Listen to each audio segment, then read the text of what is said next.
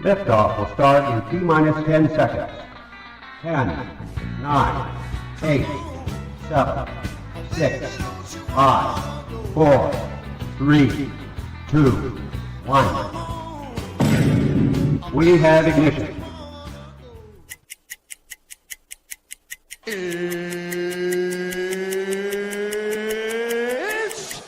time! Seconds from game 7 or from championship number 6. Jordan, open, Chicago with the lead! Behind the screen, Harper got a piece of it, it comes off. The Chicago Bulls have won their 6th NBA championship. Tying run at second, 2 out, Palmero over the head of Jenks. Uribe charges, throws, out! And the White Sox have won the World Series. To the far side around the 8-yard line to Hester. Under it, and to the middle at the 15, to the 20, breaks free of the 25, to the 30, to the outside, 40, midfield, 40, 30 on the coast, 20, 15, Hester 5. Oh! For the 3rd time in 6 seasons, it's one goal achieved. The Chicago Blackhawks win the Stanley Cup. A little bouncer slowly toward Bryant. He will glove it toward Rizzo. It's in time, and the Chicago Cubs win the World Series.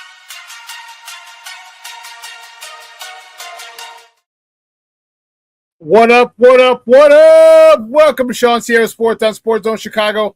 I'm your boy, the SuperBack, Shawn Sierra. Thanks for tuning in. If you're watching us on Facebook Live, well, then I guess you found us on Facebook. And if you're not following us on Facebook, what?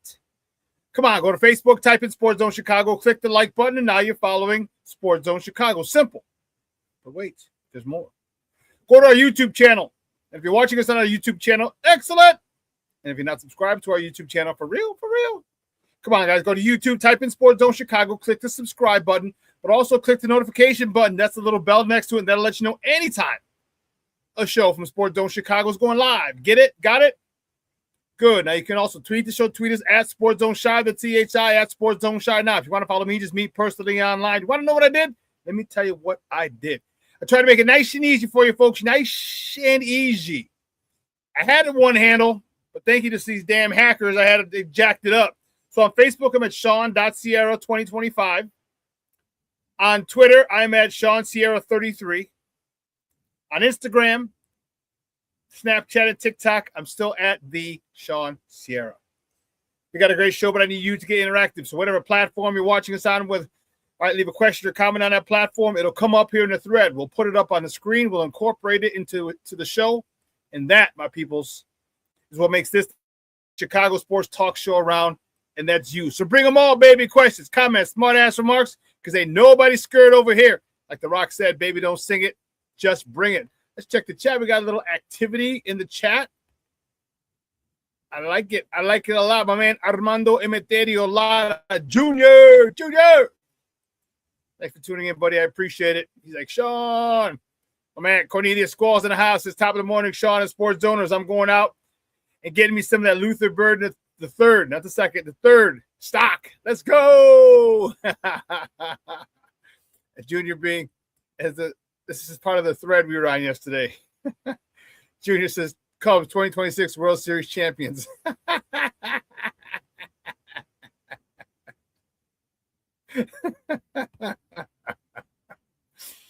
Mr. Southside himself, Michelle Walls, what up on the Mickey Ficky TGIF Sports Owners Southside? Stand up. Rick, you're a damn fool.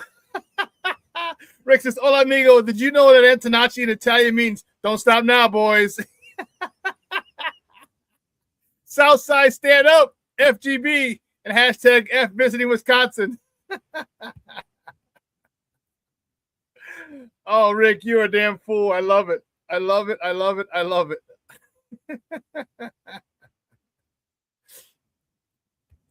Wow. Infighting. Stop the infighting. Stop the infighting. Cornelius says, top of the morning, Armando, I'm off the Cubs bandwagon until they prove they're real contenders. Wow, hardcore, huh? Hardcore. Hardcore. 5, 2, okay. Okay. Listen, we got a great show for you. 10 o'clock, Kole Noble is going to join us. We're going to talk about Bears OTAs. Bears had OTAs on Wednesday and Thursday up at Hallis Hall. And a lot of videos out. They are enticing, exciting. But let me tell you this. Don't get too consumed with it. This is all on air. I shouldn't say anything. There's all no pads. Okay, just relax.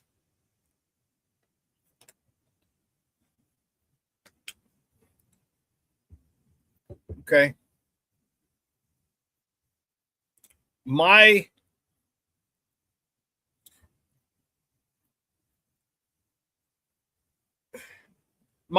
thought is this. Yes, it's nice. All right, we saw the nice pass from Caleb to Rome Odunze.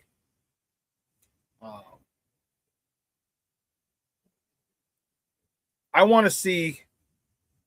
Here's what I want. And the Bears did this on purpose. All right, they get you enamored with the long pass. Caleb's rolling to the right. He throws a dime. Beautiful pass to Rome Odunze. Beautiful. It's not like we haven't seen that before. We've seen those types of throws from Caleb. I don't want to see those. We've seen those in games. So you doing that for me and showing me that in OTAs, that don't mean shit. It don't mean squat. We've seen him do that. Let me see him hit the intermediate and the short and the crossing and the check down. Let me see him hit those. I don't give a damn about those long bombs. We've seen him throw the long bombs. We know he can do that.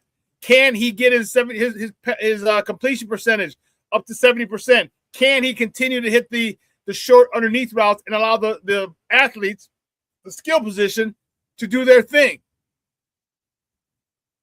That's what I want to see. And that's what I told people. I told you last year at the end of the year. Let's see coming into this year if he's more willing to take the check down. If he's more willing to take the short underneath routes. Because if you do, guess what? Those move the chains. And with the speed and the electricity and the athleticism that his receivers have, come on, man. You get that. You get Xavier Thomas, Luther Burden, Rome Odunze, Cole Kmet even, Colston Loveland. You get them the ball in stride, man, that's another 5 to 10 to 20 yards or more. We don't need to go deep all the time.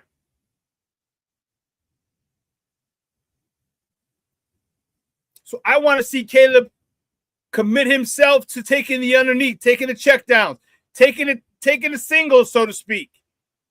They get stretched into a double or triple because of errors. Let's use a baseball analogy. You know, I want to see that. I want to see him understand that you can take your time going down the field. You can matriculate down the field. It doesn't have to be over the top all the time. Matter of fact, I'd rather not be over the top all the time. I'd rather body blows, left, body blows. I want to be so proficient at wearing down teams so much during the game, throughout the course of the game, that the fourth quarter they're gassed. And this year we need scoring in the fourth quarter, not because we have to come back, but because our defense, the defenses that we play are so tired that we're able to score easier late in the game.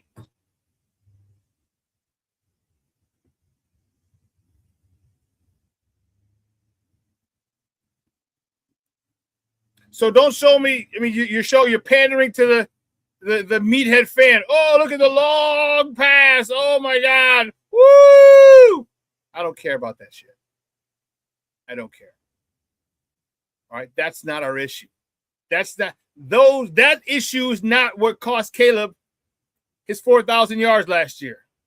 It was the drops and his refusal to throw underneath. His refusal to throw underneath to the checkdowns, to the crossing routes, to the short routes. That has to be an area of improvement that we see initially. So as excited as I was to see some Bears action yesterday, the last couple of days,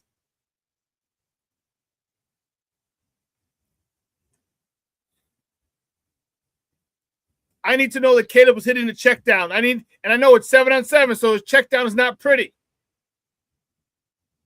I don't care. I don't care. I want to see him get used to that. And as defense, you can take solace and say, oh, okay, we stopped him. He hit the check down. Haha. Nope. That has to be something that you work on. That has to be something that even though there might be a big play downfield, I need you to take that. Because we've seen you make big plays downfield. That's not our concern. Our concern is your focus. To become a great player, to become the great player that you spoke to the media and the world about, being one of the best quarterbacks, if not the best quarterback ever, then you need to improve every year. And last year to this year, the improvement had to be your decision to throw the check down, your decision to throw the short routes, your decision to throw the underneath routes, your decision to throw the drag routes, the crossing routes. That has to be intentional. Intentional. So you're looking for it. You're not looking downfield all the time.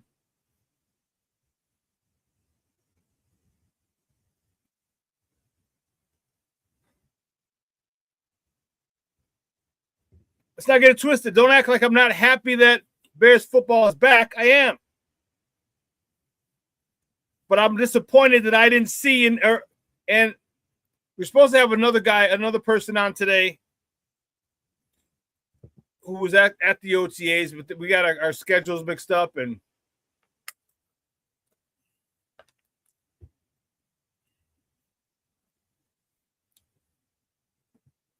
just miscommunication, that's all.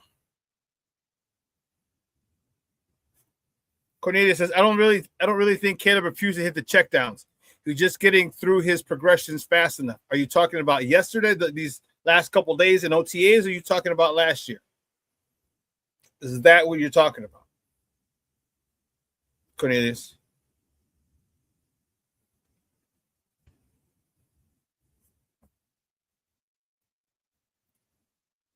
Because I think there should have been an overemphasis on it last year.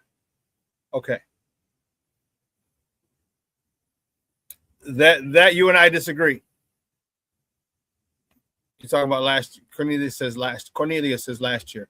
You and I disagree.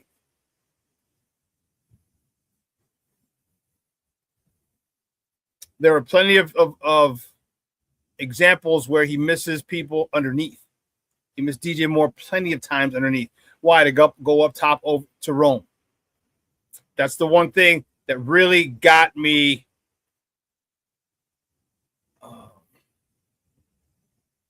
perturbed is he was forcing the ball to Rome last year. And granted, Rome started off the season like gangbusters before he got hurt. But 4 or 5 touchdowns in the first 4 games.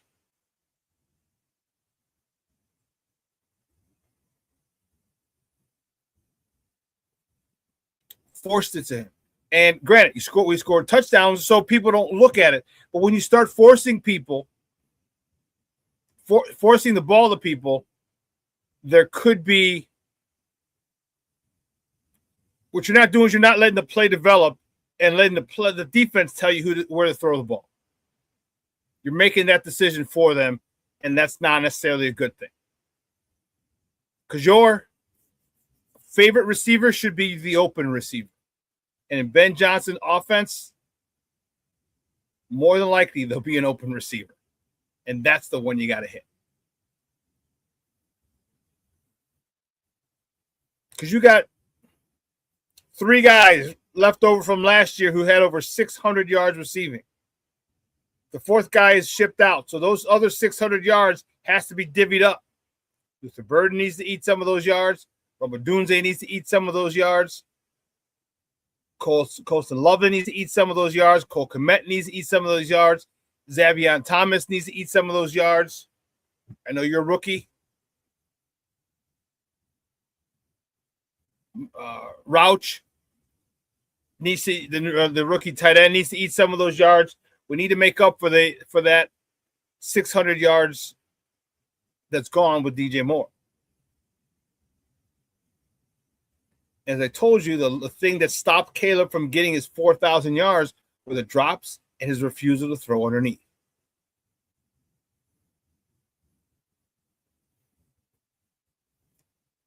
Hopefully, he's learned. Hopefully, Ben has instilled that into him. But I mean, we're not going to know until real games start. But if I see an overemphasis on it initially, then I know it was discussed. I know it was talked about. I know that's a priority for Ben. Say, hey, listen, get this dude the ball running across the field, away from people. And the DBs behind him who are covering the outside receivers, their backs are turned. Get it to them. Then I know.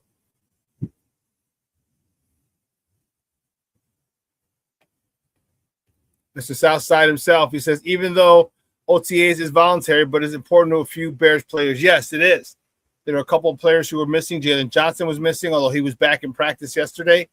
I should say Jalen Johnson had been missing the offseason conditioning. Apparently he was getting married.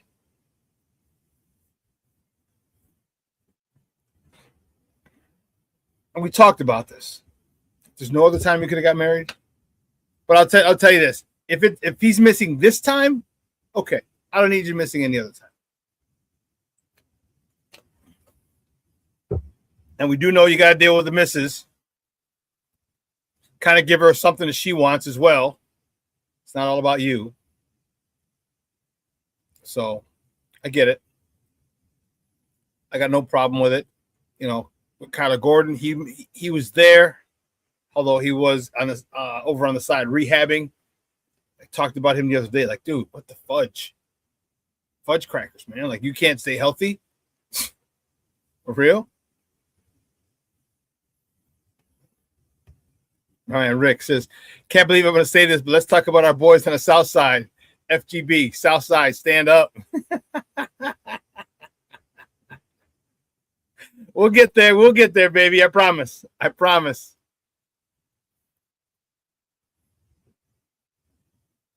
I promise. My man Junior says the Sox won another series. And that was a big series. 3 out of 4. 3 out of 4 to the Minnesota Twins, a team that has been a pain in our ass for the last 30 years. The last 30 years, the Minnesota Twins have been a pain in our ass. It didn't matter what the records were. Twins could be in last place in the division. They still play us hard. They still played us hard. And that was the thing that frustrated me. And that's what I love about our Sox team now. They're playing hard. All 27 outs. And that's what Minnesota did to us for years and years and years. And then they had Sox killers. They had Ken Herbeck, Justin Morneau. You know, Johan Santana. Dude, those guys, it's just they caused so many Sox fans so many sleepless nights when they snatched when the White Sox, Torrey Hunter, you're right, Rick. Yes. Torrey Hunter, yes, big time. when the Sox would snatch defeat for the jaws of victory at the hands of the Twins. Yeah. I'm not a big Minnesota Twin fan at all. Not a big fan of that organization at all. But now look at us. Joe Mauer, there you go.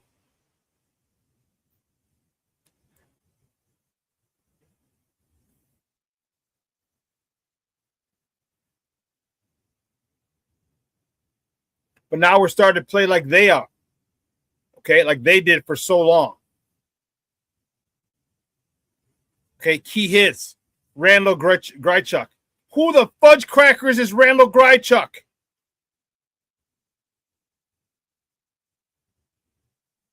Who? Journeyman? Cut by the Yankees? Gets a shot, makes the most of his opportunity here. We'll talk about them on the other side of the break. Listen, we're going to take a quick break. My girl Yvette Lee is in the house. What's up, Mom? Thank you for tuning in to TGIF, y'all. Hey, congratulations on your son's graduation. Got to be a proud mama. Junior says, last Sox game we went to was in 1998. Sox Twins game, and Mondo was on the Jumbotron. Mondo was a baby since he was born in 97. Yeah, that's crazy. Let's take a break. On the other side of the break, we'll get the top of the morning topics, all right? Don't go anywhere. Keep it locked right here. Shawn Sierra Sports on Sports Zone Chicago.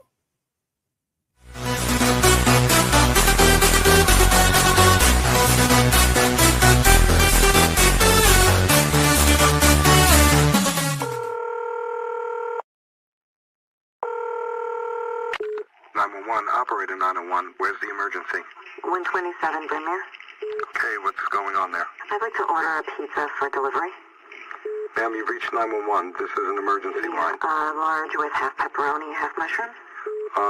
You know you've called 911. This is an emergency Do you line. know how long it'll be? Okay, ma'am, is everything okay over there? Do you have an emergency or not? Yes. And you're unable to talk because... Right. Is there someone in the room with you? Just say yes or no. Yes. Okay, it looks like I have an officer about a mile from your location. Are there any weapons in your house? No. Can you stay on the phone with me? No. See you soon. Thank you.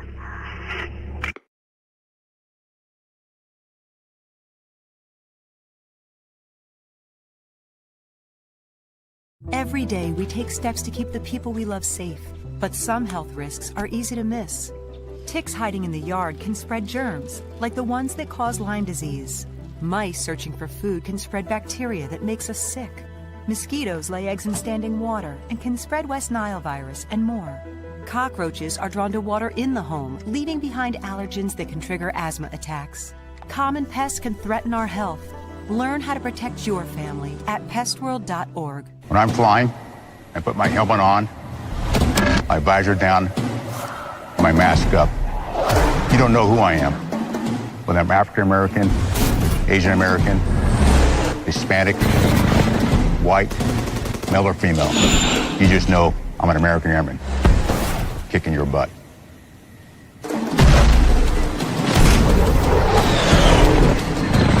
I'm General C.Q. Brown Jr. Come join us. No, I don't know though. I'm scared. I mean, you're so...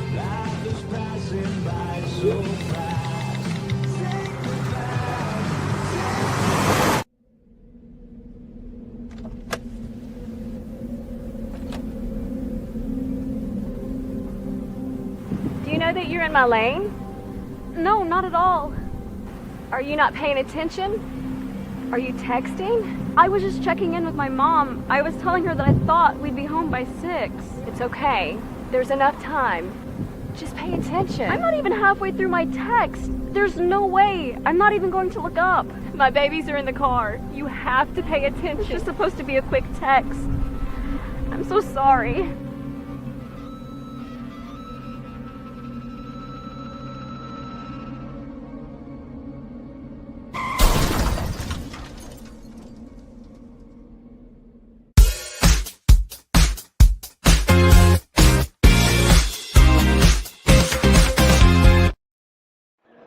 the ninth steal. He's yet to be caught. And this one is whipped into right center field. Vargas, he'll be waved in, and the Sox strike first. Colson Montgomery, an RBI single.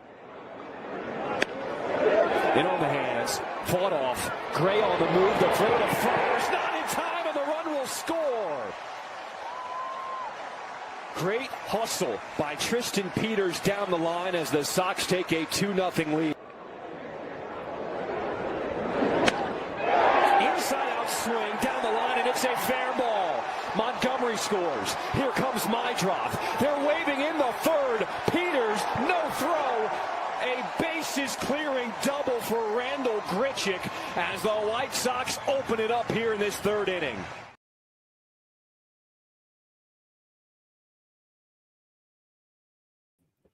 Welcome back to ShawnSierraSports on Sports Zone Chicago. Those clips courtesy of Chicago Sports Network.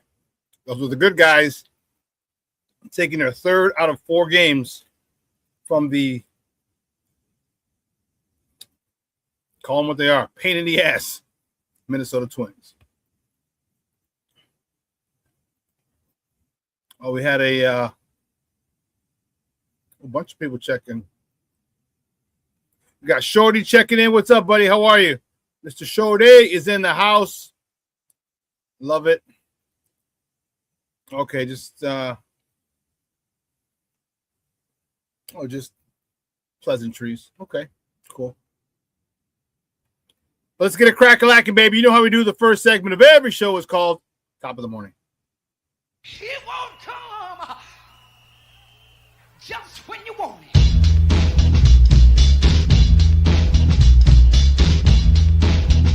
Top of the morning to you. Top of the morning to you. First top of the morning topic. You know where we're going. Stop acting crazy. Don't act like you don't even know.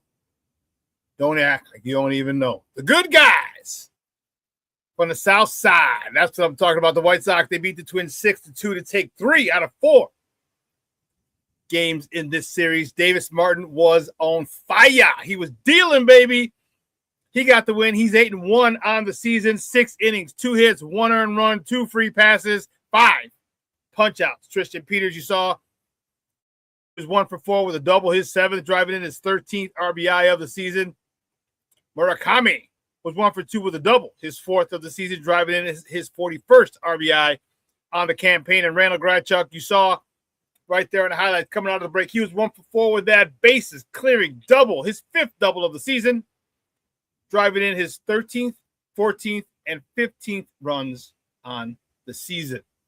Key clutch hitting for this White Sox team is so freaking fun to watch. Next top of the morning topic, staying with the White Sox.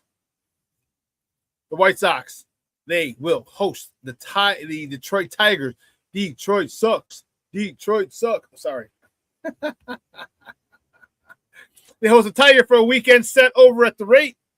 First pitch tonight is at 6:40 p.m. Central. You can catch that game on the Chicago Sports Network or listen to it on their flagship station, ESPN 1000. That's 1000 AM. The probables for tonight's game for Detroit, Troy Melton is on the bump for the Tigers. He's 1-0 with a 1.59 ERA going up against, oh, man. This is painful. Eric Fetty on the bump for the South Side. He's 0-5 with a 5.47 ERA. We just got to cut him. Designate his ass for assignment. He needs to be designated for assignment, period. Eric Fetty, it's his second go-round with us. And after what we saw from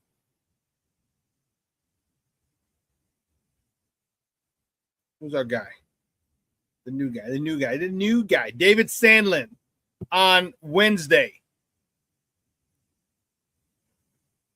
From what David Sandlin did on Wednesday, I do not think that Eric Fetty is going to finish the season with the White Sox.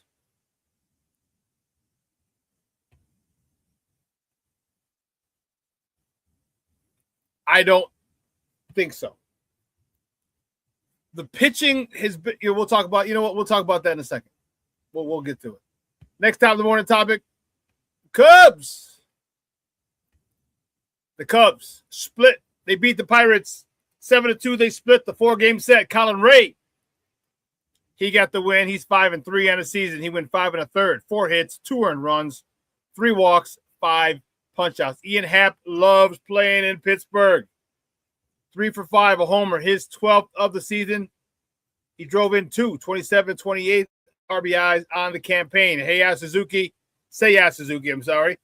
was 2 for 5 with his 18th and 19th ribbies. Alex Bregman was 1 for 5, driving in his 17th RBI of the year. No rest for the weary. Still in the division. The next top of the morning topic, the Cubs.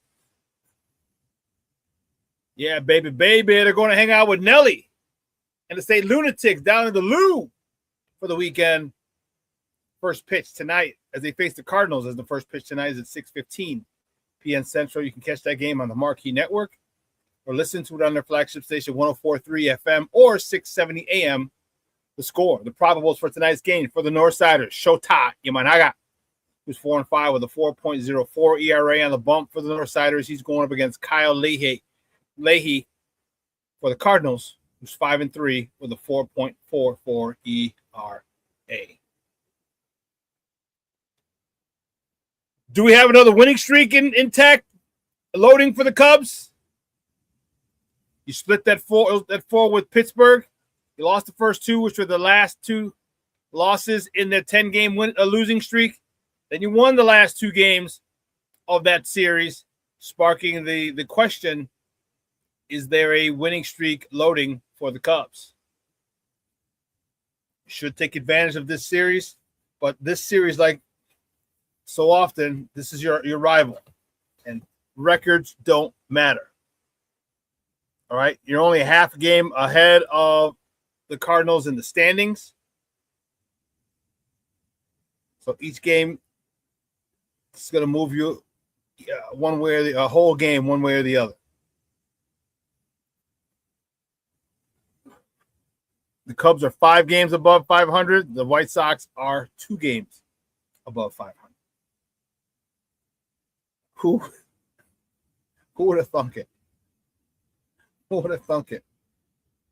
The White Sox, second place in the division after about a quarter of the season has been played. I did. I would have thunk it, damn it. And I did. That White Sox, we'll get to that in a second. The next top of the morning topic, the Bears held OTAs the last 2 days at Hallis Hall. Ben Johnson said he is, quote, buying Luther Burden stock, unquote.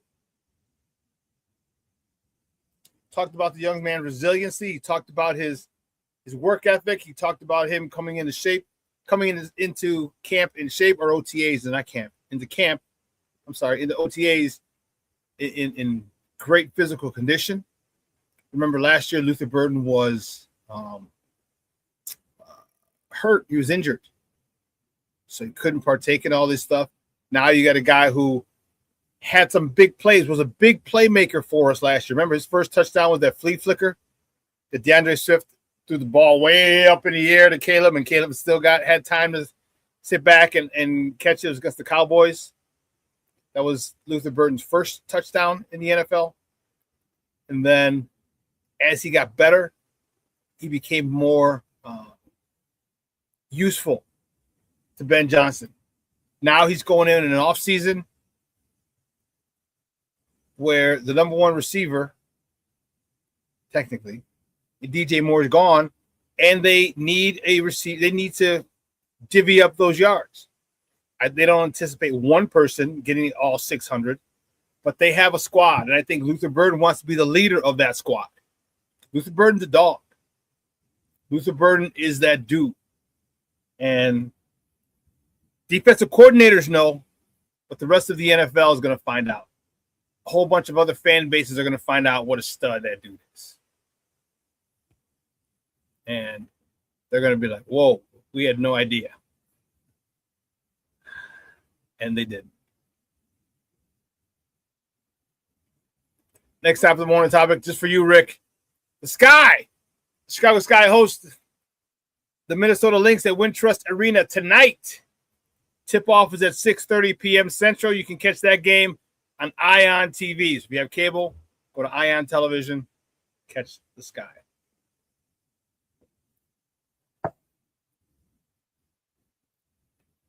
Keeping it moving. NBA Western Conference Finals. Last night, the Spurs beat the Thunder 118-91. They smacked that ass all on the floor, smacked that ass all over the court. They forced the best 2 words in sports. Game 7. Tomorrow, tip-off is at 7 p.m. Central. You can catch that game on Channel 5. Nice. AC Adam checking in. What's up, Papa? How are you? Thank you for tuning in, man. I appreciate you. Staying with the NFL or NBA. The NBA finals start next Wednesday. Okay, the Knicks are waiting. They're trying to recover, even though their center just broke his finger, his pinky finger on his right hand. But the NBA finals start on Wednesday, June 3rd. NBC. Tip-off, 7:30. So the Knicks are the representative from the Eastern Conference, and Game 7 on Saturday, tomorrow, will decide the representative from the Western Conference. I am rooting for San Antonio so much. I don't want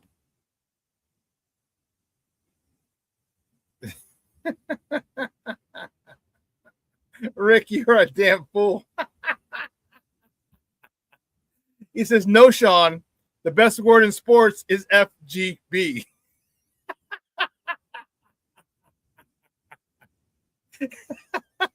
I stand corrected. Are those words or letters? FGB. I love it, Rick. I love it. I love it. Oh man, that's classic.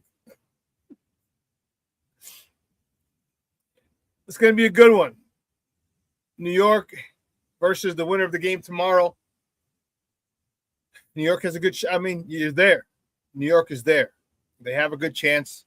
They have a good chance as anybody. I don't know. I just want the Spurs to go. I just don't want OKC winning. I just don't.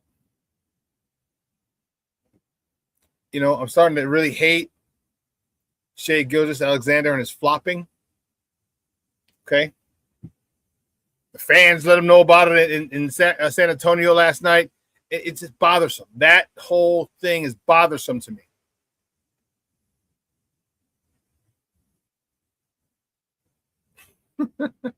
Rick says, we're from Chicago. We make our own words up, like the jewels.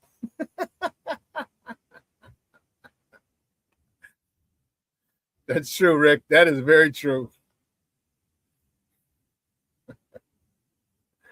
That is very true. Oh, man.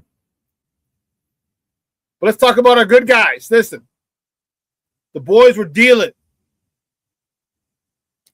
The starting pitching has been very, very good for the White Sox. You want to see? And don't get me wrong, they're putting up runs. All right? The Sox are putting up runs. And listen,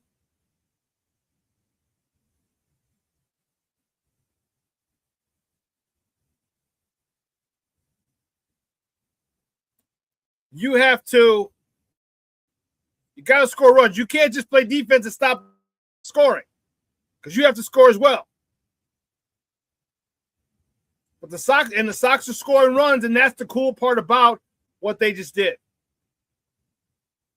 All right, they scored 3 in the first game. Okay, not bad. 3 in the second game. 15 in the third game. 6 yesterday. 21. 24. 27.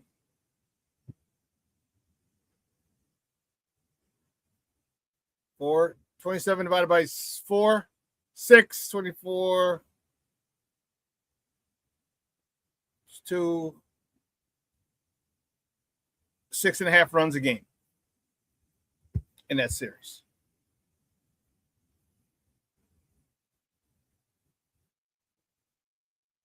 Four, 25, 26. No, a little over 6.5. Here's one of the real reasons, or I shouldn't say it's the real, another huge reason for it. Look at this. Look at this line. This is the starting line. These are the pitchers that the Sox threw out there against the Twins. Game 1, Anthony K, 6 innings, 5 hits, 1 earned run, 5 punch-outs. That's a quality start. Sean Burke, the day we lost. 7 innings, 3 hits, 2 earned runs, punch-outs. Quality start.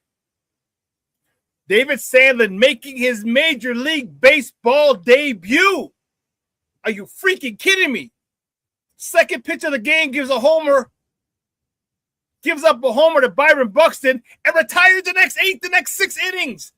The next 18 batters, he retired.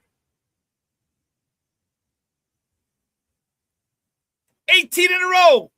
3 up, 3 down, 3 up, 3 down, 3 up, 3 down, 3 up, 3 down, 3 up, 3 down, 3 up, 3 down.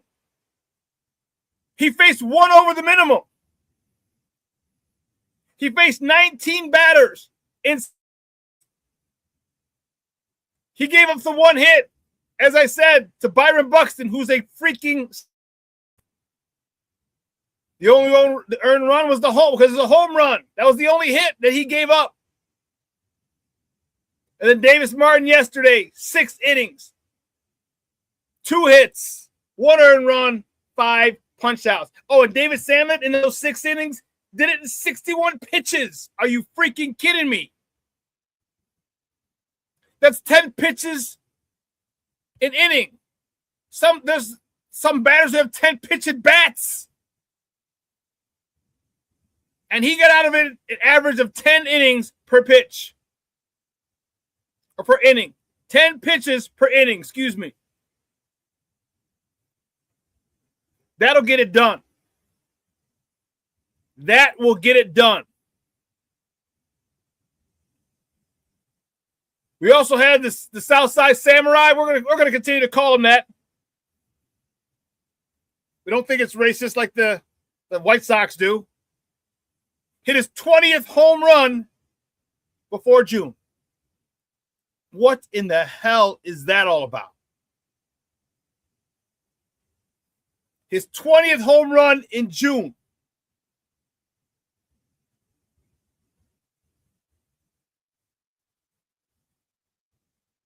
Before June starts, he might have, we still got today and tomorrow. I mean, Friday, Saturday, Sunday. We got 3 days. He might hit another homer or 2.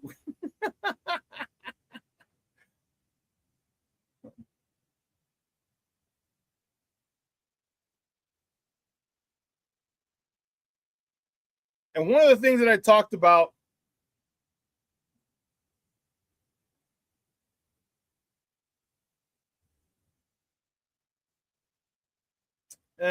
okay. In this series, we can't really, doesn't lend credence, but the Sox had 3 errors in the 4 games. I would have liked 2, maybe 1, but the errors did not come back to hurt the Sox, which is good.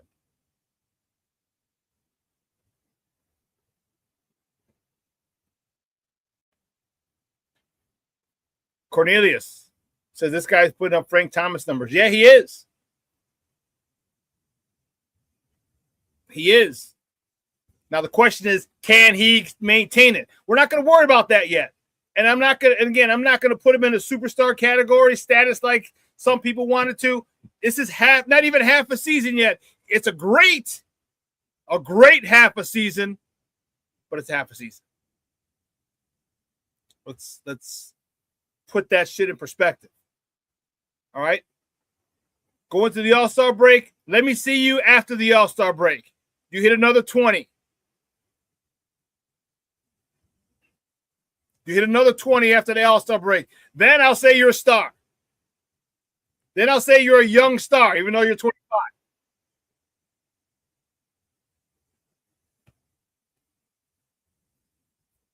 But Shawn says that home run Mooney hit the other day, the Oppo Taco, 432 feet. 432 feet. Rick, you might be right, bro. You might be right. You're onto something. You better sign his ass quick, fast, in a hurry. You signed him for 2 years. I think it was 17 mil.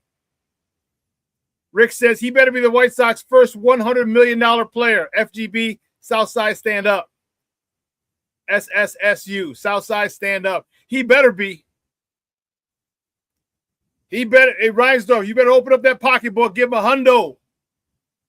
He deserves it. He deserves it. If he can maintain.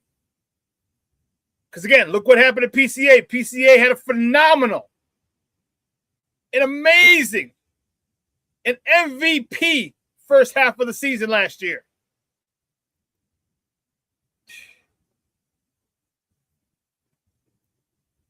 I'm sorry, I said 17. It was 17 per. 2 for 34. 17 per. I knew there's 17 in there somewhere. Rick says he's at 2 years for 34 mil now. Dude, rip up that contract. 5 years, $100 million. Do it. Do it. Do it. Do it. This guy, and here's why you need to do it. Here's exactly why the White Sox need to do that. All right, because you just open up another stream of revenue. It's all you want, Jerry, is revenue, right? You don't give a shit about wins. You want revenue, right? Well, we're giving you, now you open up another stream of revenue with the Japanese fan base. You open up another stream of revenue. Now you can continue to sell your CHSN apps.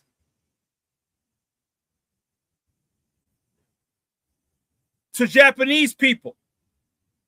Because they're going to want to see their players. They want to see their people. You see what the Dodgers have done. Now you have two guys.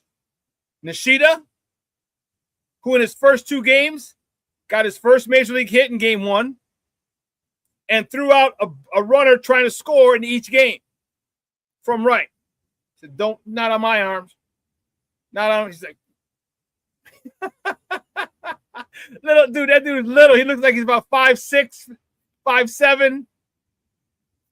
When they told him he was getting called up from Charlotte, they had him stand on a chair in the clubhouse. Did you guys see that? But now you have two, one great, one possibly great, and another budding Japanese star on your team. If you sign him and then you make sure you market to the Japanese people that CHSN app and maybe have an announcer, have the games announced in Japanese, I guarantee you'll get a lot of people. You'll get tons of money. There it is. And I hope one of your front office people thought of it. But I'll tell you what, it is exciting to watch our boys on the South Side rake. All right, I'm going to the Dodger game on Friday for the homies, the hat for the homies. Going to another one. Oh, and I still got to set up one for me, Emilio, and Ken. $5 menu Tuesday. I will spend money for this team to go see this team because they're so freaking exciting. Because they don't shoot themselves in the foot. Because they play fundamental baseball. Because they believe they can win every single freaking game. And as a paying customer, I respect the hell out of that. I respect the hell out of that they give us effort. They're making 6 figures, most of them 7 and 8 figures. And this type of effort that they put is the type of effort you see from young people trying to make it to the big leagues. They're there making the money, and they're giving that type of effort. When you do that, the results will follow. And we're seeing it. The Sox are 2 games over. How many pundits said the Sox are going to lose their 4th consecutive 100-loss season? A lot of them. Not us over here. I told you they weren't even going to flirt with 100 losses. But Shawn, you are right. Hashtag coaching matters. Somebody really smart said that one time. So let's keep it up, boys. Don't stop now, boys. Oh, snap. Rick says, I'm thinking about going to the Yankees series. It falls on a Tuesday, probably the first game. That $5 menu is fire. FGB, Southside, SSSU, Southside stand up. That's a great dude. That's gonna be sold out. You know that. You better get your tickets quick, fast, Rick. The Yankees coming on a Tuesday and a $5 menu, and the Sox are winning. You better get your tickets like now, amigo, because that's gonna be hard to get. And the tickets are gonna be more because it's a premium game. You know, the Dodgers, the Yankees, the Red Sox. You know, they always charge more because those teams are better. But ni modo. Hey, listen, we got to take a quick break. On the other side of the break, we're going to switch gears. Talk about the Bears and OTAs. So don't go anywhere, folks. And we're going to welcome our guy, Kole Noble, who's here to join us and talk about OTAs. All right, so keep it locked right here. Kole Noble joining us on the other side of the break here on Shawn Sierra Sports on Sports Zone Chicago. Hey, it's your boy, the SuperBack, Shawn Sierra, and be sure to follow Sports Zone Chicago on all social media platforms, on Facebook, Instagram, and our Roku channel. You can find us at Sports Zone Chicago, and on Twitter, we are at Sports Zone Shy. Also, be sure to download our mobile app so you can take Sports Zone Chicago with you on the go.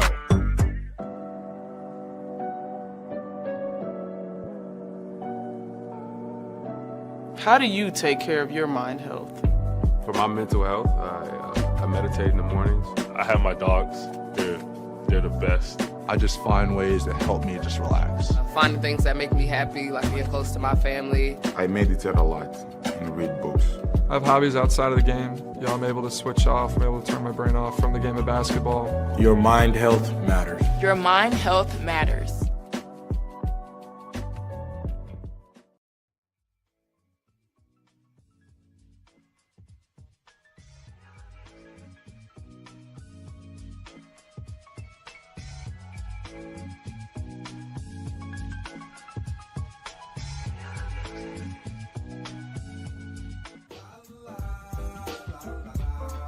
It's a romance sport. What? It's a romance sport like that. Your Marine Corps' way of life is to defend the American way of life.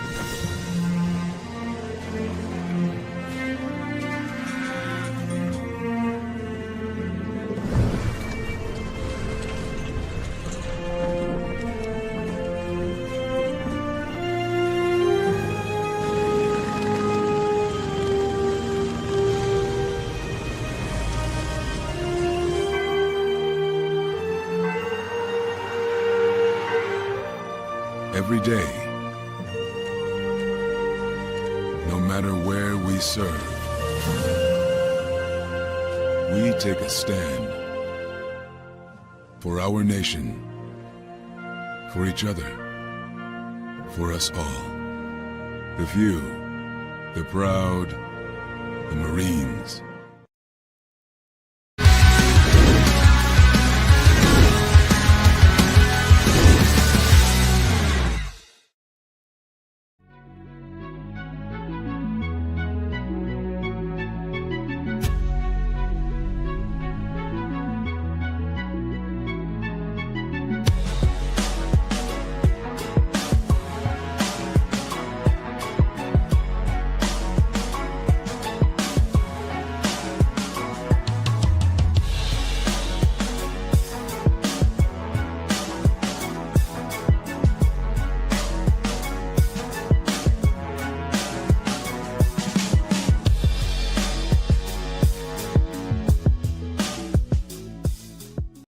Yeah, I'm buying Luther Burden stock right now.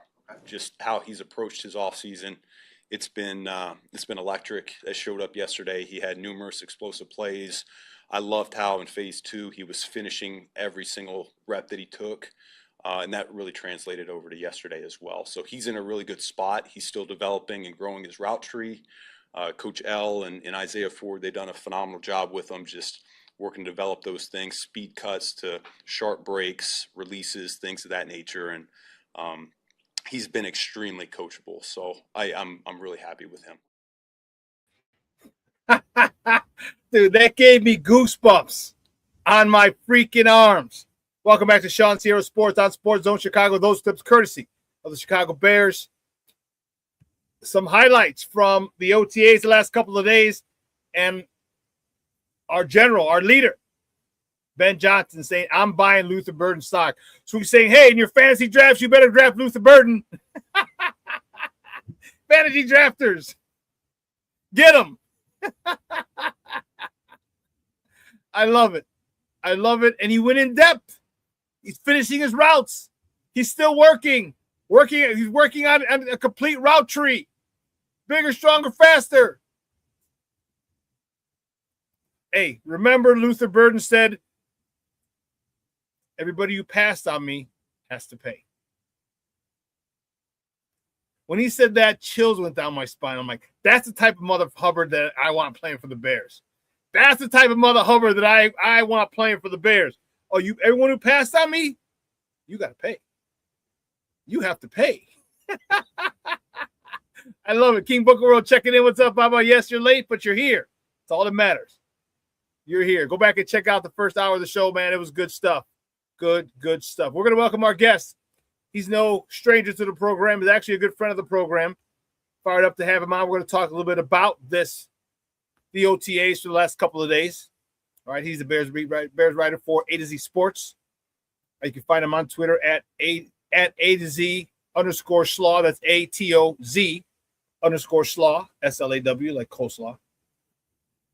Let's welcome back to ShawnSierraSports, our guy, Kole Noble. Kole, good morning, Papa.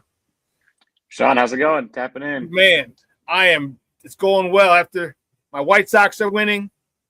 Bears are looking good. I mean, Bears are having OTAs. I'm happy. I'm a happy camper in the summertime and summertime shot. The weather's going to be about 80 degrees all weekend. Woo, Charlie. I am doing well, buddy. I am doing really, really well. Yeah, so, I'm excited. Football's back. I mean, players are on the practice field. Balls are being flying around. I mean, we're finally out of the dog days of the spring. Now football's back in session. And what's really cool is I was saying on Wednesday, I said the cool part about it, especially for Sox fans, is that there's a bridge now. All right, we can go watch White Sox baseball, because before the White Sox sucked the last 3 years. 100 losses. We're like, damn, when do OTA start?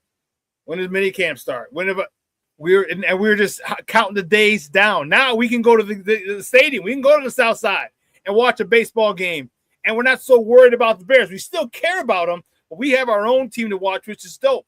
And then we get more when we have OTAs like we had the last couple of days.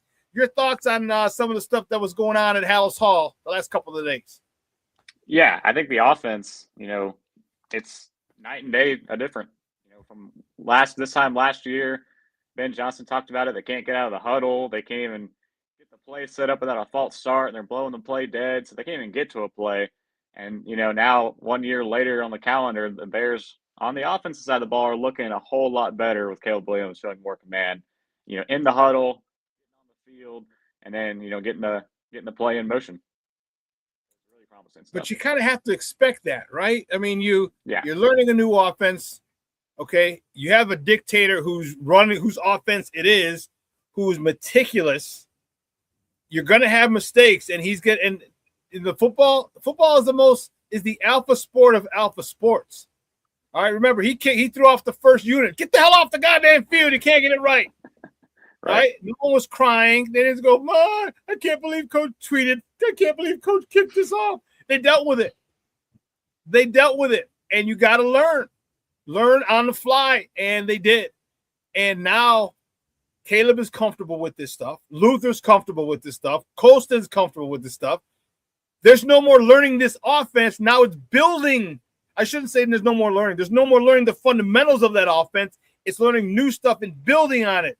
How excited are you to see the build on it? Now that Caleb has much better control, command of this offense. Now that Luther knows what the hell he's doing more so. That's why he didn't even play most of the about the first quarter of the season. The fact that Roma Dunze, who started off pretty hot last year before he got injured, he's got another year and now an off season under his belt. And Colson Lovin again is not learning a new offense. How excited are you going in with Caleb and all these freaking weapons, and then you're going to grab a 4-2-8 guy to go to get underneath routes or just take the top off of defense? How excited and fired up are you? Because you can tell I'm fired up already. Yeah, I'm fired up. I mean, I think the biggest thing is, the lack of turnover on the coaching staff.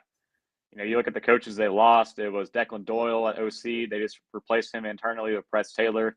They lost Eric Bieniemy. They immediately replaced him with Eric Studesville, who is another veteran coach that had been with in Miami for a while with Mike McDonald. Yeah. And McDaniels. McDaniel. And they didn't have much roster coaching staff turnover, and that's a big thing. These coaches know who they're coaching this year. The players didn't have that much turnover, except for the defensive side of the ball. And that was, adding more guys that Dennis Allen actually wanted on his defense. So he's going to, do a lot better job coaching those guys. And they know what to coach this time around. I mean, that's something Ben talked about as well, mainly with the defensive side of the ball. But last year was all about scheme. Everyone has to get to know the scheme. Now it's, okay, details. It's back to the details, the fundamentals, the techniques. We'll get to the scheme later, once we get to training camp. And that's kind of, an area that they realize in this, the self-reflection part. We could have done that better last spring, and now all the same guys are coming back. They can make more of an emphasis on it, this spring right now, starting in OTAs. Yeah, the one thing that I really love is Ben is going right back to the fundamentals. Like you said, we'll worry about the scheme and everything later, but I want the fundamentals down, and to me that is vital. Being a former coach, I understand how vital they are to a team, offensive, defensively, special teams wise as well. How vital being fundamentally sound can be, because once fatigue hits in at the end of the game, you revert back to your training. Okay, that's the thing. You revert back to what's comfortable. If the only thing that you ever got comfortable with was being uncomfortable and back to the proper fundamentals, then you fall back to the proper fundamentals. And when you're fatigued, you're not going to be exploited as much. And that's what I'm fired up about, is that this team, when they get tired, won't be able to be as exploited as much if you're not properly coached. And that's another reason it has me excited. Talk to me about the left tackle position. How comfortable are you with it? What are your thoughts? Braxton Jones, Jedrick Wills, Theo Benedette. What are you thinking? Yeah, so it looked like Braxton Jones was the first guy out there, which was, as expected. That's something Dan Rochar said last week, talking to the reporters at Hollis Hall, is that, Braxton, with his experience, they'll lean on that, starting out at OTAs. Jedrick Wills is going to be in that battle, but he's spent a year away from the league trying to get healthy himself and coming into a new system with a new coaching staff. So it's going to take a while for him to get ramped up and into that battle. Probably into training camp, we start seeing him mix in more, maybe with the ones. And it looked like it was Karan Amagaji, was the number 2 at left tackle, because they were mixing in Theo Benedict at right tackle, and then he was coming over to the left tackle. So he's, getting ready for that swing tackle role that he was in last year, starting in the season, where, I think it was the Raiders game when Darnell Wright went down, and then Theo Benedict came in and kicked over to right tackle. Actually, I think he started that game, and then when Braxton got pulled, he moved over to left tackle. So Theo, he's going to be in that swing tackle role, played both positions. Braxton looks like right now has the pole position for that left tackle spot. For me, I just don't want this to last all the way to the end of training camp. I mean, last year it was like days before week 1 when Ben finally announced. I think it was like the week of. I think it was like the Wednesday before the first game is when he finally announced, Braxton's going to start for us. I would like them to get more synergy with the starting 5. Caleb, knowing these are his 5 offensive linemen at some point in training camp. Hopefully it's a little bit more of a quicker process, but they by no means should be rushing things either. They want to see, the best guy win this job. Guys, we're joined by Kole Noble, Bears writer for A to Z Sports. We're talking Bears football here at ShawnSierraSports on Sports Zone Chicago. Is that a concern for you, that left tackle? Because he started last year, all right? But we had 3 new interior linemen. How do you still think there's going to be a big adjustment period, or do you think just bringing in a guy who actually started game 1 last year and a new center will have the run game kind of pick up where it left off, or somewhere in between? What are your thoughts? Yeah, I'm not too concerned about it. I mean, it wasn't like the year before where you can pinpoint like, okay, we're losing these games because the left tackle can't block somebody. There wasn't much of that in 2025. They were losing games for other reasons that they addressed. So I think Ben Johnson is great at scheming away from his weaknesses. So if he still thinks that left tackle is a weakness, he can scheme away from it. More runs to the right side with Darnell Wright out in front worked for him well last year. I just think Braxton being healthy and also being mentally, back on the right track coming off the injury, because there's something that was wrong with him those first 4 games he started, whether it was, lingering effects of that fractured fibula, whether it was mental. He seems to be, like Ben Johnson said, a brand new man. He looks like it. He's swole. He's out there, confident in himself and in what he's doing. And I think another year in this system is going to do wonders for him. And I honestly don't know if it's going to be much of competition. I think Braxton, if they say he is who they say he is right now, I think we get into camp and he's, going to be rolling as that starter. I am hoping and praying, Cole, that Jedrick Wills comes out of his funk. Yeah. I mean, he was a great prospect coming out. I mean, it sucks the injuries that happened and taking a year off. I just think it's going to be a while for him to, get back up to NFL speed, taking a year off. Number 5 overall pick, if I'm not mistaken. And you don't get picked number 5 as an offensive tackle, a left tackle. Just not as offense, but a left tackle, if you don't have a particular set of skills, to borrow a phrase from Taken. And I think he just needs to get back to that. And if we can, and no disrespect to Braxton Jones, like I would love for Jedrick Wills to take the job, okay, and then have Braxton just kind of back up him and Theo. All right, now you got 2 guys. All right, because to me it's just Braxton. I need to see Braxton anchor. I need to see. I'm concerned about his pass rush. The pass rush against him, and he got them skinny ass legs. Has he been able? How strong has he been able to bend? You fracture your leg, can't lift, can't squat, can't deadlift, can't hang clean. All right, it slows you down. How after a full off season of training for the season, as opposed to rehabbing, how strong is he going to be? I'm anxious to see that, but I'm also anxious to see Wills turn it up and say, hey, I got an opportunity here to be with a good team. And then he's young. He's 26, 27? He's young. And you can get him. I laid it out. He's had a 1-year deal. You get him, he plays well, give him a 2-year extension. He plays well in the second year, give him another 2-year extension. Or 3, give him 3 and 2 or 2 and 2 or something. Give him 5 years here and you're good. Your thoughts? Yeah, and I think it's the same thing with Braxton. I mean, he hit the mark after his first 4 years, and there was just nothing out there for him.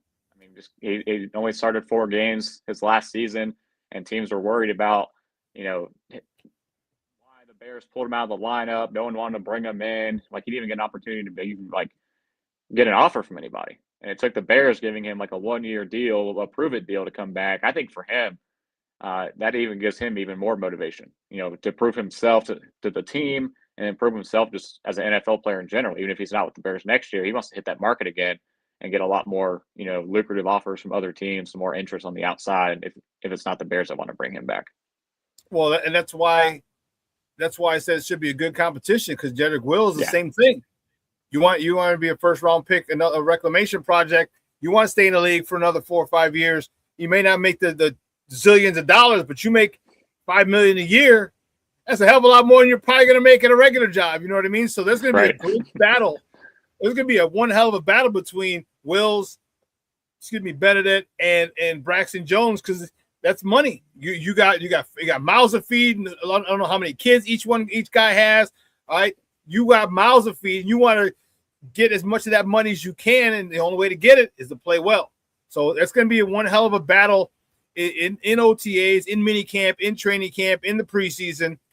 But I do agree with you. I hope somebody grabs the bull by the horns early and just doesn't look back, because I agree with you. Give me the 5 when we're starting. I need you working. I need you sitting together. I need you showering together. I need you eating together. You sitting in meetings together.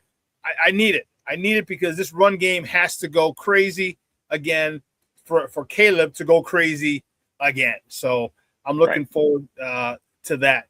Give me your thoughts on Caleb, though. Caleb is a year older, another year in this system, more command, better understanding with him. Him and Ben Johnson are like here. They're like here now. They're getting there.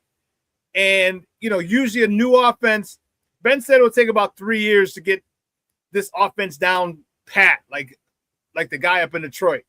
All right. How close do you think Caleb is going to get to mastering this offense, or at least this next phase of the offense that they're adding on? Because they can't add everything in this offense, which is why it takes 3 years. How efficient do you think Caleb will be?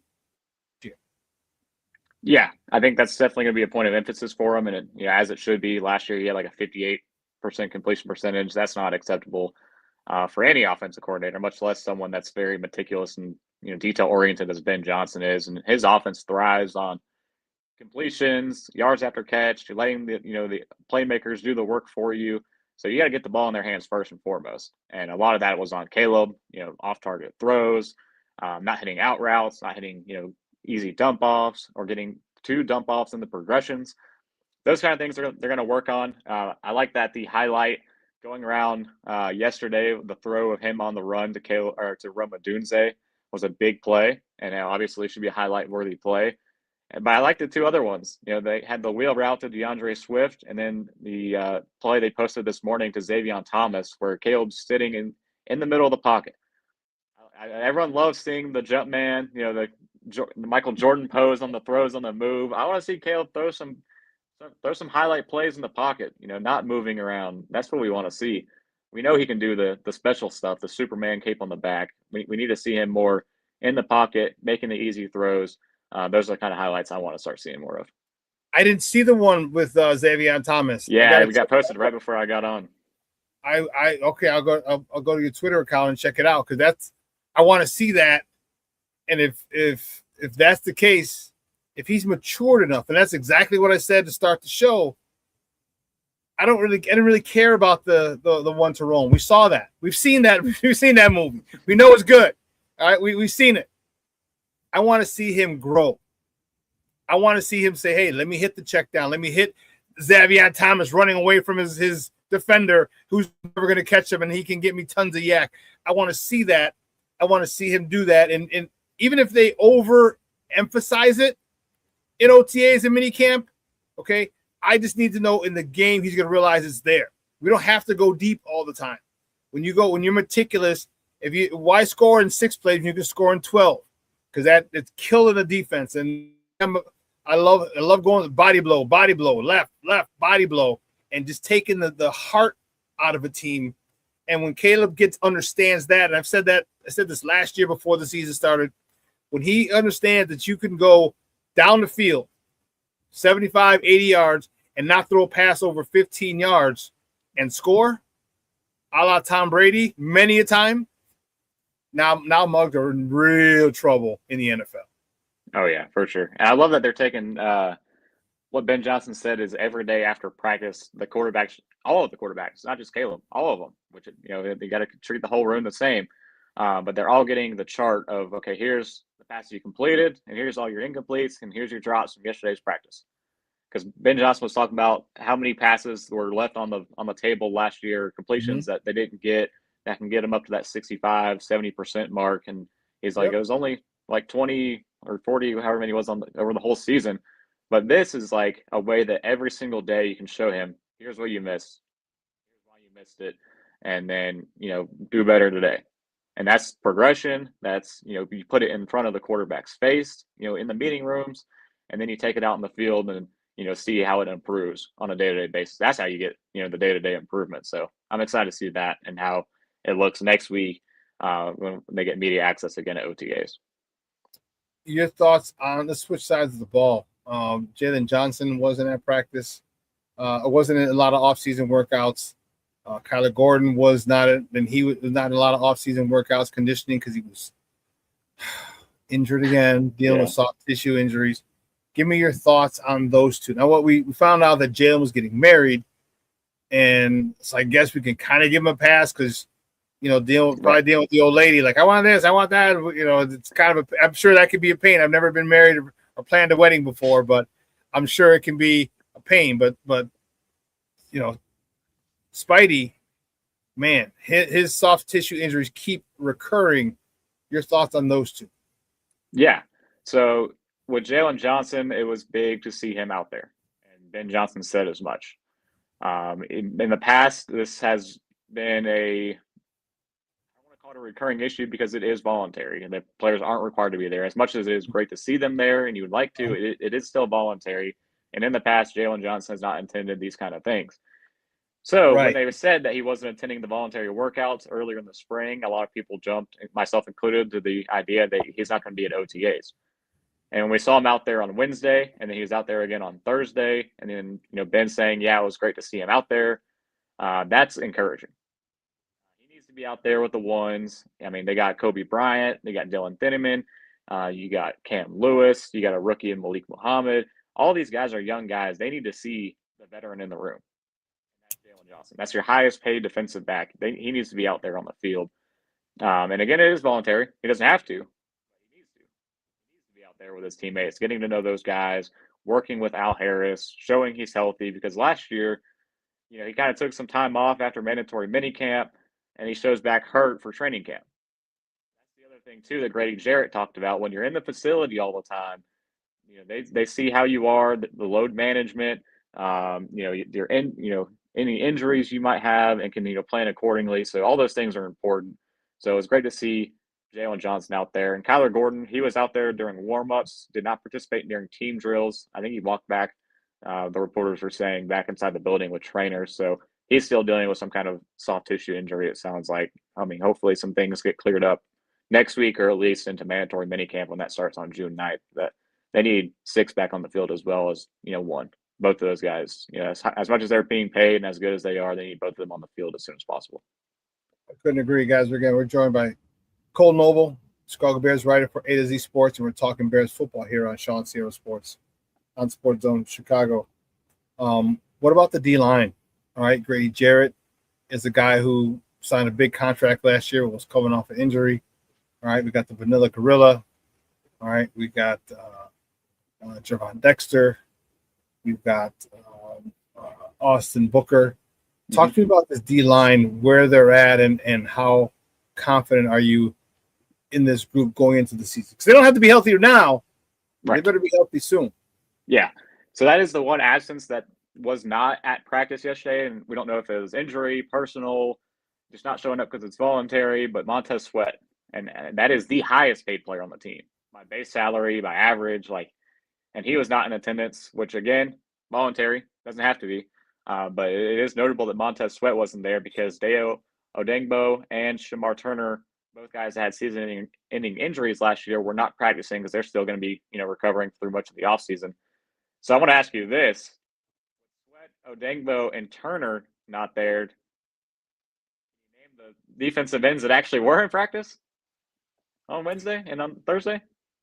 Repeat that. You went down. You fluttered. I didn't hear that question. So Montez Sweat was not there. He wasn't in attendance. And then you got Deo and Shamar both dealing with injuries still. They're coming back from season-ending injuries. So which healthy defensive ends were actually out there on the practice field? Because they didn't add any. Yeah, so Austin Booker, and he looked, man, there's just say everyone is raving at how good he looks. Okay?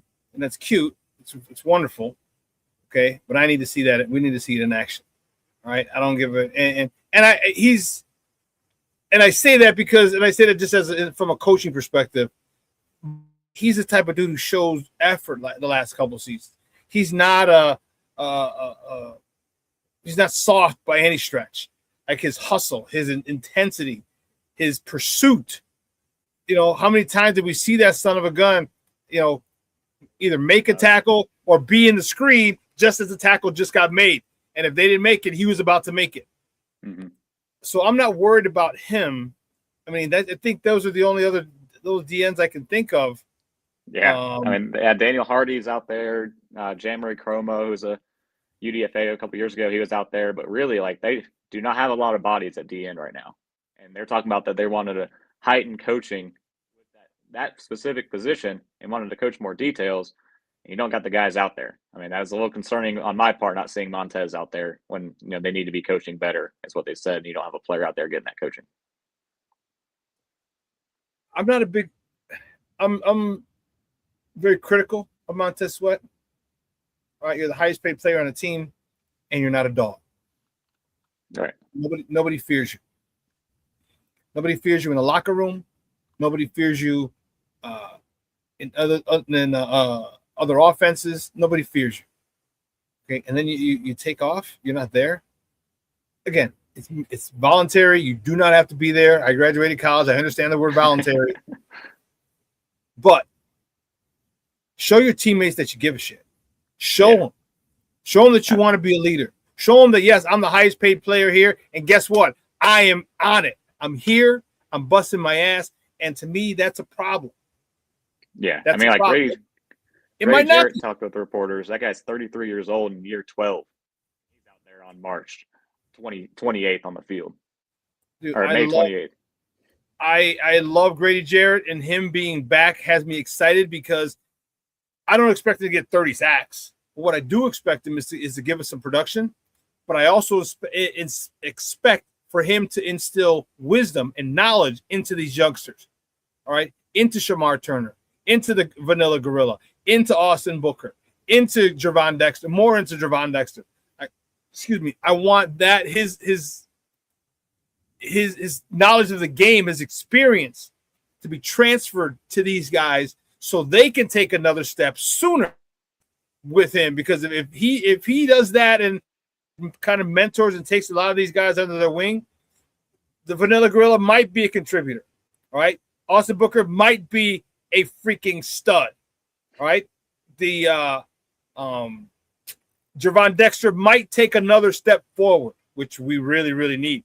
All these guys might happen, and that's why I'm hoping that he's healthy. And even Jamrock Chroma.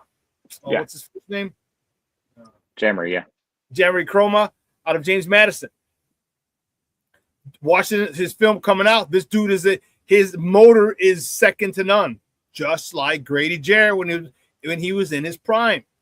All these guys have similar traits, and if you can, I mean, if Jamari Chroma gets 5 sacks, 6 sacks this year, it's not going to open anybody's eyes. But you add that 5 or 6 sacks, you get 7 to 10 sacks for Austin Booker.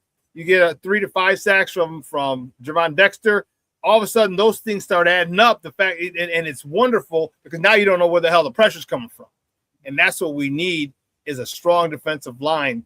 And how are you comfortable with it yet, or are you still ready to wait and see with this D line?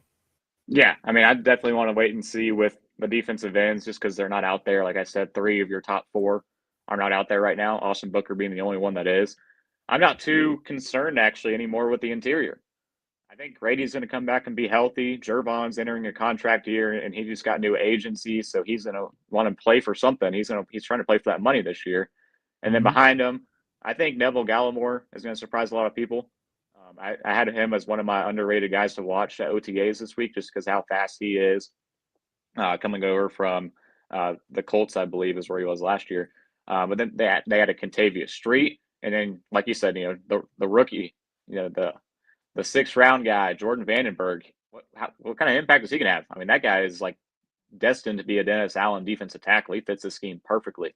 And Jaden Loving is another, interior guy, the UDFA out of Wake Forest. He fits that explosive first step, kind of a smaller frame, perfect Dennis Allen D tackle mold. So I'm honestly not too concerned about the interior guys right now. It's how we want to prioritize coaching with these DNs. We got to get them on the field. I know the two guys are dealing with injuries, but I mean that's still a light room right now when you talk about the depth of that defensive end spot. I agree. They spoke with Al Harris, and one of the things that he had extremely high praise for a guy that many people feel is on the bubble, and that's Tyrique Stevenson. Talk to me about what your thoughts on Tyrique Stevenson. I believe it's a contract year for him. He kind of fell out of favor last year. All right. We know what happened the year before in the Washington game. Talk to me about where do you think his mindset could be coming in and being really focused, as Al Harris said. Yeah, I mean he's got to have that kind of mentality, like you said, going into a contract year. And after losing, letting Nahshon Wright walk out the door, he's right now penciled into one of those starting spots. We didn't see Malik Muhammad on the practice field. I don't know if he had an injury flare up during rookie minicamp or what that was, but the 4th round rookie corner out of Texas, he was not on the field on Thursday. So it was Tyrique, playing in that, outside spot opposite of Jalen Johnson. Don't watch the highlights too closely. That Roma Dunze catch, Tyrique was a little bit behind him. And once you watch that Xavier Thomas play they posted this morning, I think Tyrique was like 10 yards behind that guy, which 4.28 guy, I mean, he's going to get behind you. So that's more encouraging for the offense than Stevenson getting dusted by him. But don't watch those too closely. But yeah, it's got to be a big camp, in a big spring in the summer for Tyrique Stevenson if they're expecting this guy to be a starter. And really, he's been a starter for the Stephens before, and a high-level one at that. I mean, he turned around that Dallas Cowboys game last year. And his first 2 seasons, he had some good games as well, starting for this defense. It's just the inconsistencies and doing it on a game-to-game basis that they have issues with. So we're not going to see that until the season starts, really. So it's hard to, judge how much better Stevenson looks because he's a guy we've talked about every offseason. It's like, man, Stevenson's going to have a big year this year as a starter. And then it comes to game time, and then, he starts having those mental lapses out there, every single play. Because, these outside corners, they're playing 90, 99% of the snaps sometimes. Yeah, so hopefully for him, because he's a big physical corner, which I like, and I know Dennis Allen likes, and it allows you to play man a little more. So I really hope Tyrique Stevenson's able to secure a starting job and a new contract. He's gonna need it. And if he doesn't get a nice contract from us, that means he had one hell of a year. He had one hell of a year, and we're gonna be fired up about it. So definitely looking forward to that. Hey, Kole, great stuff, my man. I appreciate it. Appreciate your time. Do me a big favor though, before you go, let everybody know where they can find you and your work online. Yeah, absolutely. You can follow us on A to Z Sports. Click over to the Chicago Sports tab. Check out all the content there that we got rolling out. And then on Twitter at A2Z_Slaw or at A2Z Sports NFL. Check out some of the broader NFL content because it's OTA season. The Bears aren't the only ones back on the practice field. Everybody is. So you got to check out on what the Packers are doing, on the Lions are doing, Vikings are doing. I mean, Kyler Murray out there, he's making some headlines too. I don't know if we should be worried about that too much, but yeah, everybody's back at practice. It's exciting to have football back. It really is. Thanks, buddy. We'll be in touch soon. You have a good weekend, all right? Yeah, thank you, Shawn. Do the same. All right, buddy. Guy, that's Kole Noble from A to Z Sports talking Bears football with us. I'm fired up about this Bears season. I really am, as you should be as well. Again, it's tough to get. I think just because football's back, we're excited, all right? And I think it's easy for most fans just to say, "Oh, look at that play." I told you, like, chill, all right? You're in just helmets. Oh, okay. Shorty, you're asking about Jamari Chroma. No, he was an undrafted free agent out of James Madison. Was it last year? I want to say. So he got a call back or whatever. Maybe I'm not sure if he was on the practice squad or not. But yeah, he was a hell of a defensive end / defensive tackle in college. So we'll see. But I'm excited, man. I really am. Cornelius, I agree. I remember So he said Jordan Vandenberg was watching Grady Jarrett tape at Georgia Tech. Now he can get firsthand tips right in the field from Grady Jarrett. Yes, that was one of the things that was one of his idols growing up. His guy he looked up to was Grady Jarrett, and now you're in the same room with him. You know, it's crazy. That would be like me loving Walter Payton, getting drafted, and I'm second string behind Walter Payton. Or Roger Craig. Roger Craig was my guy, man. No, he hasn't been a Bear. He was sure as like, I know that. It seems like he'd been a Bear. No, he hasn't been a Bear before. He was signed, but he wasn't really, you know, he didn't make a big enough impact. But he must have impressed them that they signed him back. Like I said, I don't remember if he was on the practice squad a lot last year. Okay, I want to say he was. So I want to say he was. But anyway, you know,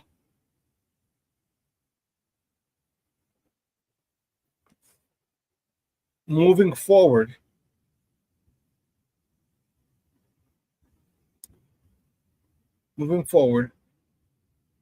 I'm excited to see what Ben's going to do. All right. That 13 personnel, the run game, the ability to use all the receivers so you don't feel left out, because that's huge. Wide receivers, for the most part, are divas. Okay? And they want the ball. They feel like if it's one-on-one, dude's got no shot. and fine. But how does Ben satisfy all those guys? You know? How does Ben, how does Caleb divvy up those passing yards? 600 have to be made up with DJ Moore's departure, so you have room. I mean, just think if you add 200 to DJ 600 yards, you add 200 to Cole, Colston Loveland, 200 to Luther Burden, 200 to Roma Dunze. Now you got three guys with over 800 yards. That's crazy. That's crazy. So that has me excited.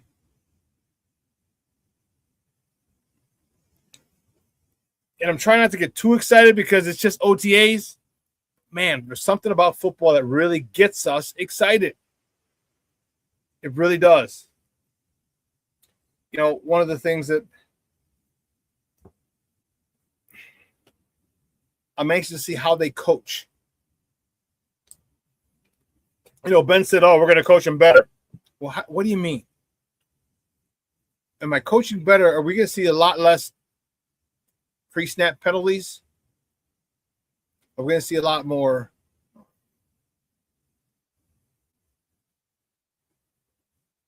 flushing the quarterback for the pocket because someone's chasing him?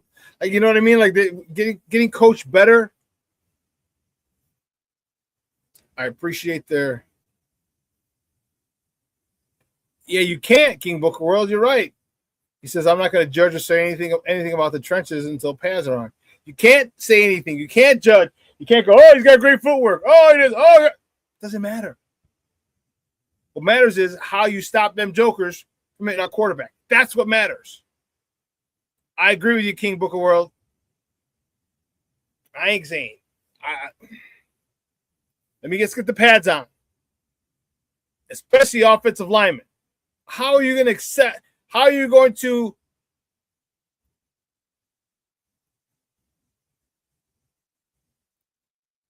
measure? How are you going to analyze an offensive lineman when he's not in pads? You can say he looks good. He got this, he got that, he got this, he got this size, got that size, got good numbers. No one gives a shit about the numbers. Can you protect the blind side? Can you protect your franchise quarterback? Not speed and all this. Can you do it?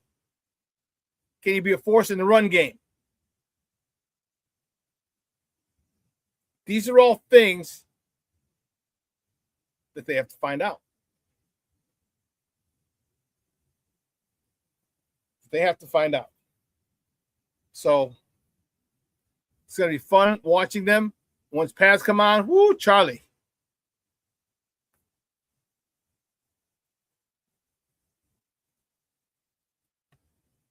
Brandon, what's up, buddy? How are you?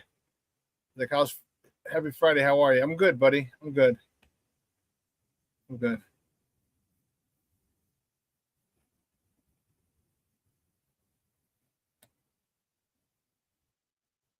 Any questions or anything?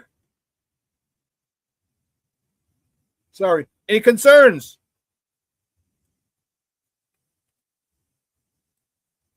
All right. Any questions, any concerns about the Bears? Any questions, any concerns about the Cubs or Sox? Let's get into it. Or the Sky. That's just for Rick.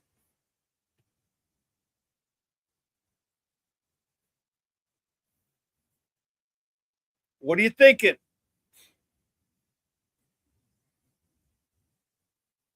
What are you thinking?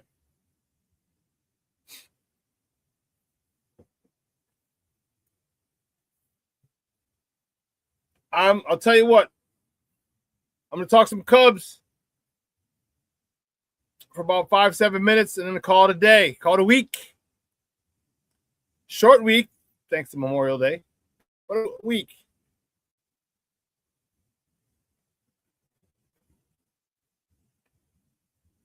King Booker Will says, some people are giving Stevenson shit because he got burned by Thomas.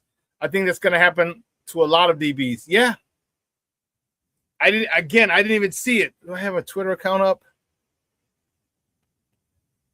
No, I don't think so.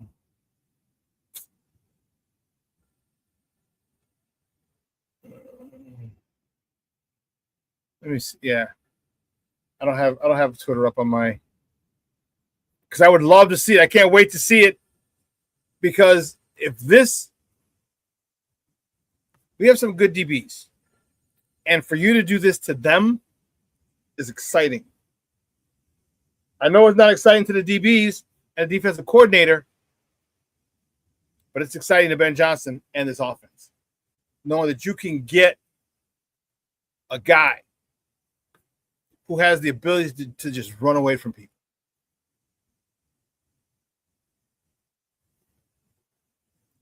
That's the one thing, King Booker World, says you can hear about how fast somebody is, but once you see it in person, holy shit, that kid is fast.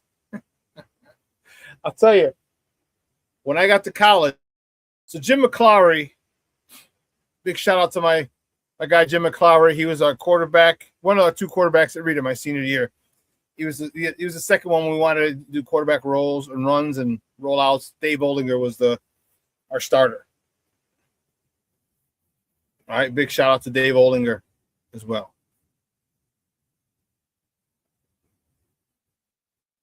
Jim McClowry might have been the fastest white guy I have ever seen. Ever. And I get to college, and I thought Jim was fast. He was. I get to college, I run into, and one of my teammates is named Maury Bonner. Big shout out to Maury Bonner, guy out of Texas. He's a DB. This guy ran a 4.3 40. 4.3 40. When I saw him the first time, I was like, people can actually move that fast?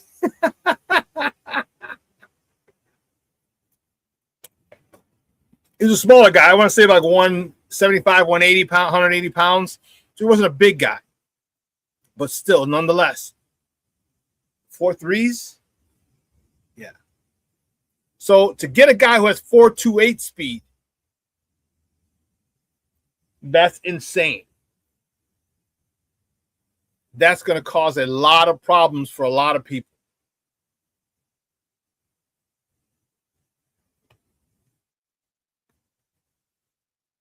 I hope they use him. I hope they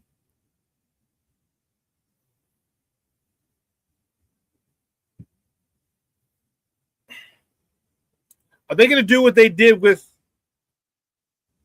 Luther Burden? Remember, Luther Burden didn't play. So unfortunately for Xavier Thomas, you're going to have to block. But guess what? From all reports, he's willing to do that. He is more than willing to block. You know, as they say, no block, no rock. He's more than willing to block in practice. And if that's the case, this guy will be on the field, could be on the field in no time. Because you could be willing to block, but are you good at it? You can want to block, but you're not good at it.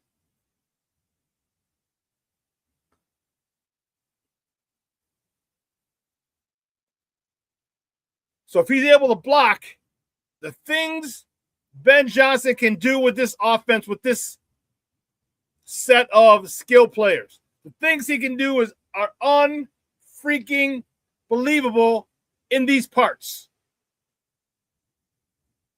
I know the Kansas City Chiefs, you had a tight end, a Hall of Fame tight end, who's still there. You had a guy that was so fast they called him the Cheetah. Okay, so you had that there. We haven't had that type of access to skill players who have 4.3, 4.2, 4.3 speed. We haven't had that. We do now. We do now. And that is what has me excited. We got another pair of OTAs next week, and the following week they have the mandatory mini camp. All right.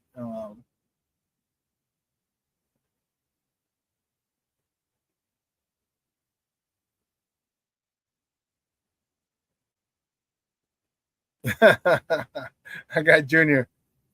I remember Smoke catching a pass, and the two DBs had him, and he kicked that second gear, and he blew past the dude. Smoke was, wow. Yeah. Smoke was about 190, but solid. Solid.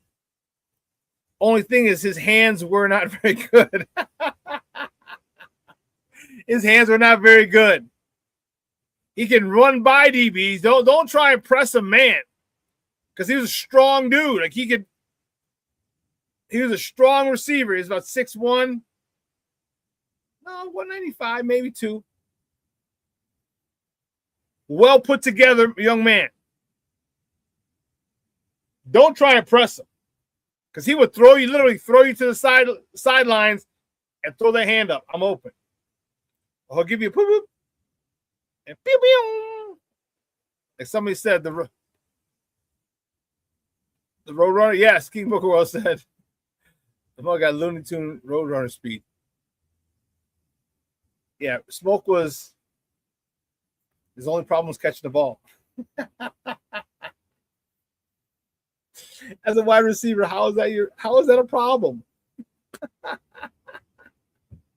But it was. And his speed alone scared the ever-living bejesus out of every defensive coordinator we faced. Smoke. Well, that's what we got with. That's exactly what we have with Xavier Thomas.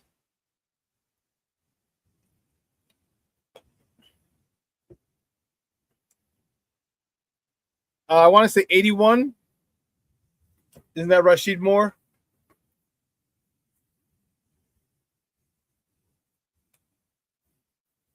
I think it's, yeah. No, they don't have it.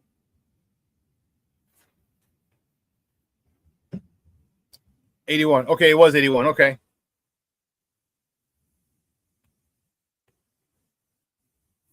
It was 81. He'll probably switch it next year. Because you know they're going to give him shit.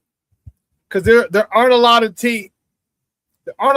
great wide receivers with wide receiver numbers.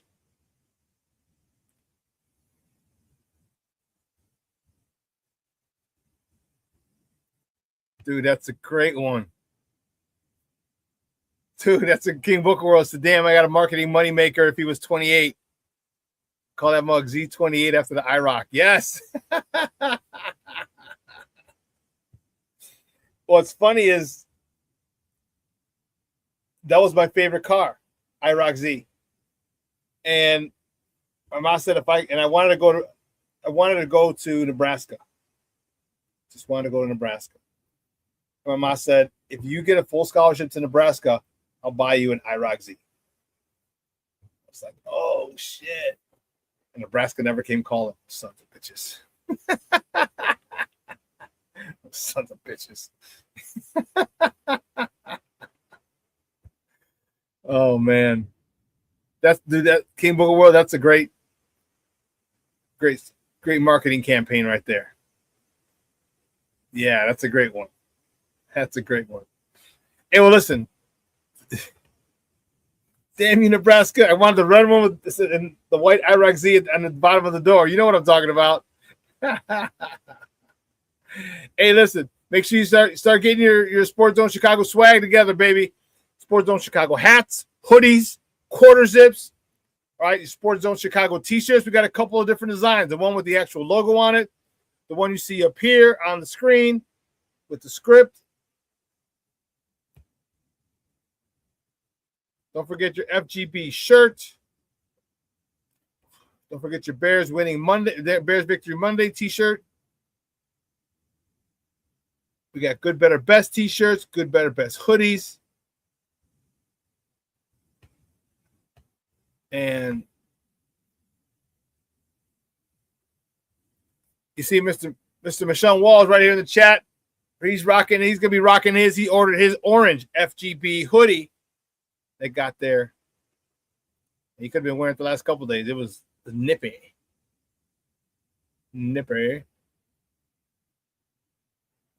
But anyway, don't forget this. The double nickel all linen celebration for the SuperBack. Saturday, July 25th, 4:30 to 7:30. Boarding starts at 4. Summer of George Boat, 900 South Wells. Tickets are $55. Listen, start getting your tickets. Make sure you get your tickets soon. All right, I don't want this to sell out. I don't want you to miss out on it. It's going to be off the chain. All right. I changed it from Event. It wasn't on Eventbrite.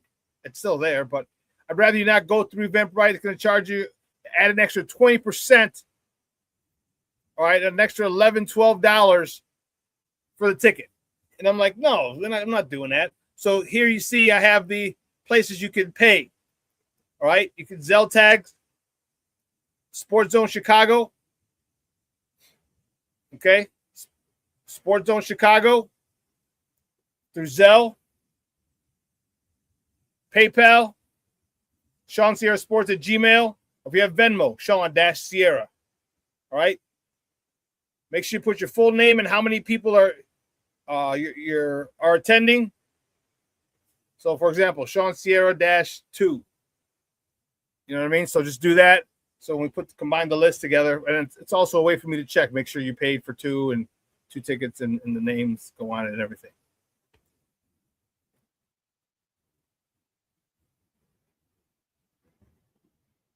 So, going to be one heck of a time. I'm fired up. I can't wait to party with some of you guys. It's going to be dope. All right. So listen, I really want you guys to have a phenomenal weekend. It's going to be in the low 70s and 80s. It's at 82 today, 31. There you go. Let's look at the Cheryl Scott forecast. Our girl Cheryl Scott. Friday, 82. Saturday, 76. Sunday, about 80. Monday, about 80. Tuesday, 82. Wednesday, 82. Thursday, 86.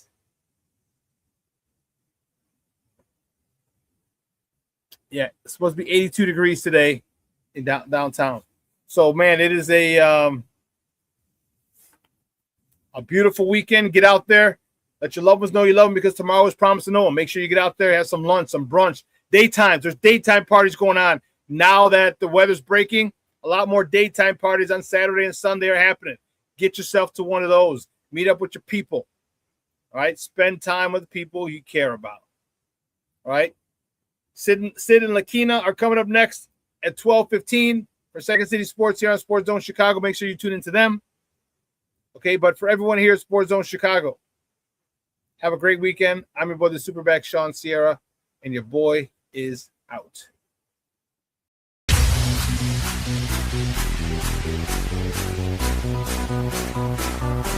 Come on, race the race. Get ready for the top and an S in the drop.